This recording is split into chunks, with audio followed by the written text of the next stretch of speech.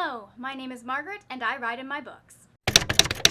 Welcome back to my channel. Today we are going to be doing the book annotating tag. If you are new here, I make all sorts of bookish content, so if that sounds like something you would enjoy, go ahead and stick around to the end of the video because I will have more videos for you. So the book annotating tag is obviously a tag about people writing in their books. It was created by Jessie over at Bowties and Books. I will have their original video linked down in the description box. Make sure that you check their video out as well because they have some really interesting things to say about annotating books and all of that stuff. Also, since these questions don't cover my full annotation process, I figured I'm just gonna make a video for y'all about how I annotate my books because I'm always looking at the way that people annotate their books and I realize some people may be interested in seeing how I do that. So we're gonna do the tag and then I will have a later video coming this month about how I personally like my system for annotating my books. Now that all of that is out of the way, let's go ahead and get into the questions that Jessie has for us. First question is, do you mark your annotations with page flag? I'm gonna, rather than answering this question, I'm just gonna show you my books.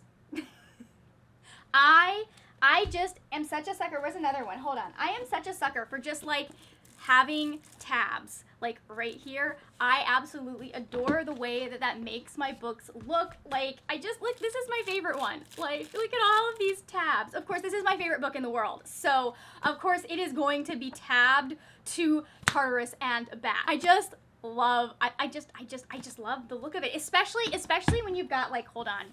Especially when you have sprayed edges. There's just something about sprayed edges with these neon tabs that does something to me. It makes my brain happy. So yes, I do use page flags. I use varying sizes just because the set that I've got comes with two different sizes. So the second question is, do you match flags to the cover of your book or do you have a set flagging system? This depends. With fiction, I have a flagging system that I use. It's not set. When I originally started, let's see, where is one of my early ones? Okay, so Cruel Prince. So when I originally started, I had nope, that's not gonna, why am I showing you that? That doesn't help.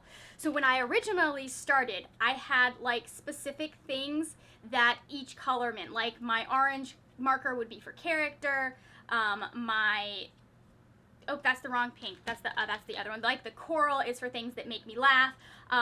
And that was what I used for the first couple of books that I annotated. Well, not the very first one, but the first couple where I actually was using these and I had a specific page tabs that I moved on to these and all of that. So the second, third, fourth book that I annotated, I think, let's see, I have them both here. The Cruel Prince and The Hate You Give, I don't have those. Those do not have my God, they don't have a key at the beginning. But once I got into annotating, and this is still specifically just with fiction, I realized that the tab system that I had character, world building, I had the little emoji, the neutral face emoji on one of them for just observations or things that made me go. I had one that was quotes, I had one that was ships and all of that, and a couple of those do stay the same. But for each book, I actually now oh no, I use the same tabbing system for this one. With fiction, now the way that I do it is I have a key at the beginning of every book that tells me what each tab color means. They usually stay the same. My shippy moments, my quotes, and funny stuff still is pretty much the same. And then I will change up a lot of the other colors to fit what I'm reading and what I'm looking for in that book. So here you can see Queen of Nothing. I have shippy moments, favorite quotes, Carden, Jude, other characters, world building / observations, things that made me laugh. So it just changes from book to book with fiction. With nonfiction, I will choose a highlighter color that I feel matches my mood when I'm reading or matches the cover of the book. I haven't put my tabs in yet, but for I'm Still Here by Austen Channing Brown, I used green, so this will be all green tabs when we get to it. Question number 3 is, what is the first book that you ever annotated? Where did it go? I have it. I had it.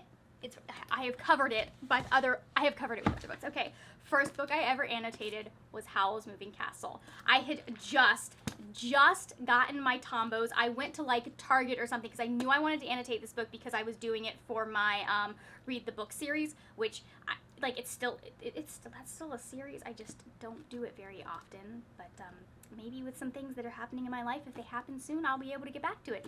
Anyways, so I knew I wanted to take notes while I was reading this, and I don't really remember what the system for this one was, but like I had my tombos and I used them to kind of flag like different things that I liked. And these are like you can only get like 5 colors, and I wanted more, so that's why we went to the other one. So I flagged things I liked, and then I also like specifically like sometimes I'll do these tabs up here. I tabbed stuff that I knew I wanted to talk about when it came to the movie. This is the first book that I ever annotated, and the only reason I know that because I sat down and I was like, was it Cruel Prince? Was it Hate You Give? Was it? I know it wasn't Hate You Give because I had a system by that point. But like, yeah, this is the first one I ever tabbed because I used my combos instead of using like actual highlighters. And I like the way that the tombos did. They do really well for highlighting. Like, can you see that? Come on. There you go. Like they do really well for highlighting. They're just not as bright as I wanted, and also more expensive than a highlighter is. Like I think for the like 10 or so that I have, don't worry, I only use 7, but like for the most part. But like for the 10 or so that I have between the 2 sets, that was like maybe $10. Tombos, like 5 of them is $10. Question number 4 is, have you ever been against annotating books? I was uncomfortable with it because I was like, I don't really have anything to say. Like, it took me a really long time to figure out what I wanted to annotate, and so I didn't start annotating until I started doing booktube, and I had reasons to take notes and stuff like that. But I've never really been against it. Like, I'm not against dog-earing books either. If it's your book, do what you want with it. And like, I don't even care if you pass it on if you've annotated it. Like, do that. Like, if you're done with that book, you don't ever want to read it again, pass it on. It'll be interesting for whoever ends up picking it up. If they don't like that it's annotated, they don't have to buy it. 5 is, did you ease into annotating your books or did you jump right in? I mean, I guess I kind of sort of eased into it. Like, I watched a whole bunch of videos about annotating, and then I just kind of did willy-nilly how I wanted to do the colors. I literally do not remember the system I was using for this because I don't remember what the system was. And it probably changed because I definitely have to reference my tabs a lot of the time now. Like, I started out, well, yeah, I guess, because this has less writing in it, but it definitely has me, wait, what was that? Okay, yeah, there definitely are some notes in this, but there's not as many notes. Like, for most books now, if I put a note in there, there is going to be an annotation. So, yeah, that's how that works. So I guess I eased in because I started out just mostly highlighting some notes about like Diana Wynne Jones' writing style and the characters, and then I kind of like found my system and figured out how I wanted to do things. It took a couple of tries to find a system I liked, but like this one works for me now. Question number 6 is, do you keep an unannotated version of your annotated books? So here's my thing. I have currently 2 copies of this book. I have annotated them both. If I have, like, my goal is if I have multiple copies of a book, I do want to reread it. And if I'm rereading a book, there is a higher chance that I am going to annotate it. And like I said, I just like having that. Like, like having my mark on my books. Question number 7, has anyone ever annotated a book for you? No. If someone would like to, I think that would be fun. I actually think it would be fun, really fun, to like annotate a book for someone. I'm not sure who I would annotate it for, but I think it would be fun to like annotate The Lightning Thief and have all of like for a specific person. I think that would be fun. Question number 8 is, do you mind used books with annotations in them already? Not really. I mean, I haven't found, as long as the book is still legible, I don't really care. I think it's kind of interesting sometimes to see what other people's thoughts were. Okay, hold on. So the Lux, I wish someone had taken notes in this because like there are just random passages that will be annotated and I'll be like, but why did you annotate this? What is important about this? Why is the word chignon highlighted here? What was this for? Why did you do Penelope nude despite the still dancing masses that for her the party was over? Why was that highlighted? What were you trying to do with this? I'm very confused by this, and it is going to haunt me to my grave that I don't know why this person annotated these books the way that they did. It's fine, I'll get over it. Again, like I said, I don't really worry about whether or not, I mean, if it's something that I'm iffy about, I may not annotate it unless I feel the great urge, because I don't typically annotate books the first time around unless I know Like, for Queen of Nothing, I've only read this book once, but I already had a system. I already kind of knew what I was interested in when I was reading this book. I knew what I would want to remember and be able to go back to.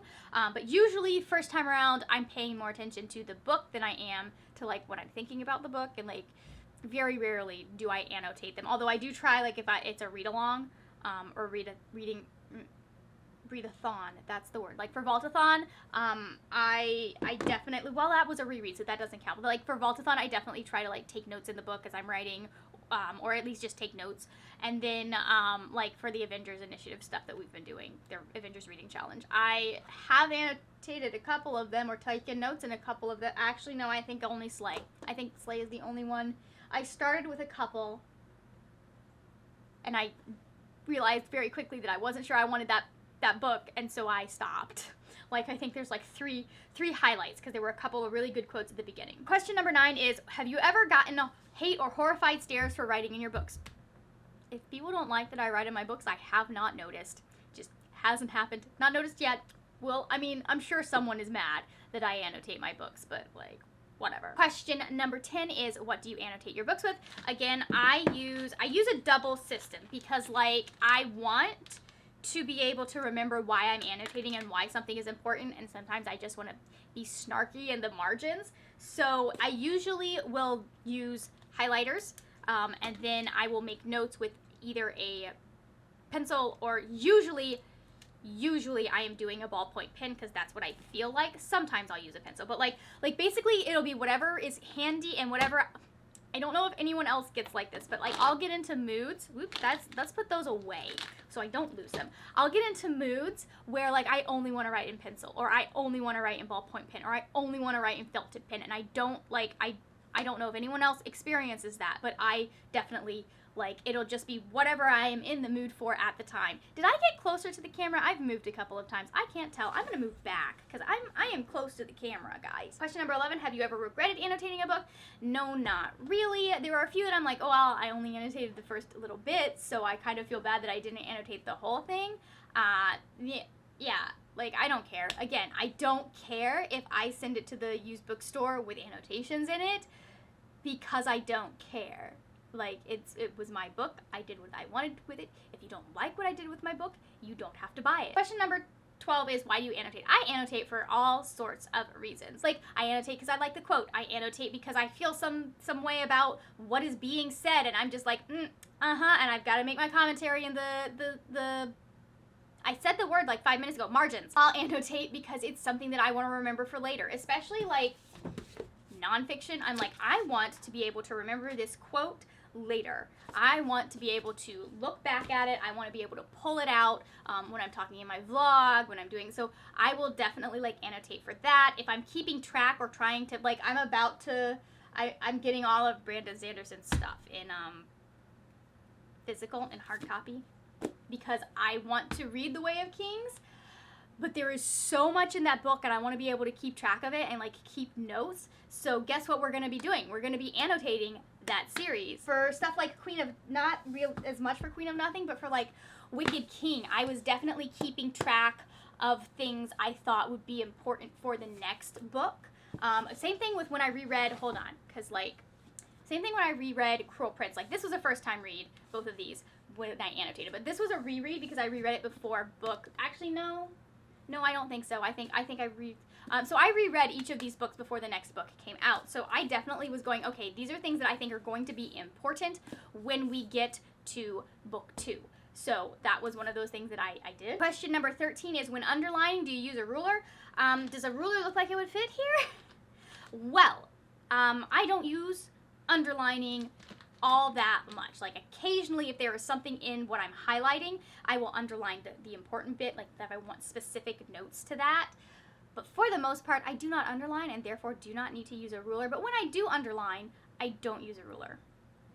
I just don't use a ruler, because I can follow, I follow the line of the text, and so it's decently straight. It doesn't need to be perfectly straight. It's decent. Like, it's close enough to straight that it will work. And then question number 14 is, do you annotate? Did I do all of the questions? I think I did all of the questions.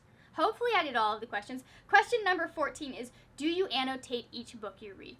Like I said, not always. I get a lot of books from my library, so the first time I'll read something, I wouldn't, like, if I'm taking notes, it's going to be on a post-it note. I'm not going to annotate the book itself.